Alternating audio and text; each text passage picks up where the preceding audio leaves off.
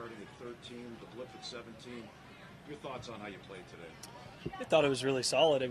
My goal was to try and be 5 under and on 18 green, so I accomplished my goal for the day. That doesn't always happen. Obviously didn't like dropping one on 17. Wish I hit a better putt, but it was a good day. There was a few key par saves on 6 and 7, and then 8 with a mud ball on the side that could go towards the water. So I felt like once I got through that stretch there, I could really start to try and take advantage. All right, it's always tough to defend the title on the tour, but you've given yourself that opportunity getting to 12 under. Thoughts on tomorrow? I guess we're going to have a lot of rain in the morning before we tee off, and they're going to go in threes starting on the first tee. What do you think you need to do to close this out? It's the way the course had softened up the last 2 days made today, kind of right in that in-between, and I thought without rain it could actually be a firm and tricky and tough Sunday. But if it gets rain again, then you got to keep the gas pedal on. I mean, if you look at the leaderboard, you go down the list of names, try and tell me one of them isn't going to shoot 4 or 5 under. So, it's going to be about trying to win the golf tournament, not play protective.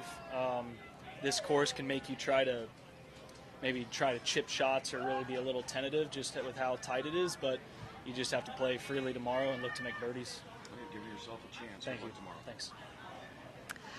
Yesterday you said you came into the round with an aggressive mindset. What was the mindset today?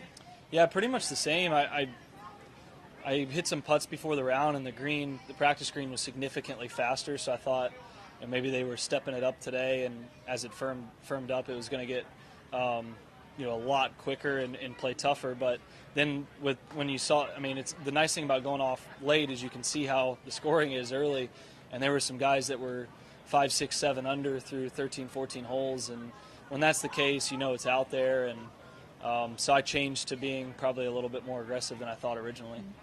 Opportunity to defend tomorrow. Do you relish the opportunity to defend? Absolutely. I mean, anytime you have a chance on a Sunday, you've accomplished your goal for the week, and then it just becomes, go out there and get it done and try to separate yourself, and you're going to have nervous shots and pressure-packed shots, and that's where the fun is. For me, that's why I got into this gig.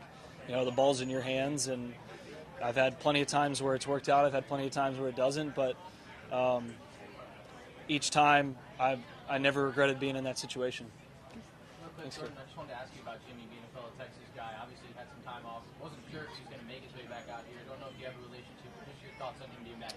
Yeah, I hadn't really seen or talked to Jimmy a lot in the last couple of years, but we were pretty close prior to that, stayed in houses together at times, and always somebody to root for. And then obviously with his Lyme's disease, when that hit, I know it's been really hard on him. I know his wife had it too, and just a really tough gig given he was, he'd won a major, he was on top of the game, and I know he started working with my coach a bit, so I saw him a little bit maybe a couple years ago.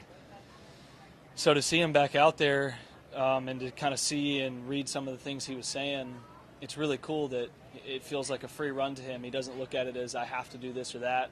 He seems to be relishing the opportunity. So I don't know. I don't think I'll be paired with him tomorrow, but battling out with Jimmy is something I've done before, and I'm happy to be doing again. Awesome. Yep. Thanks, Jordan.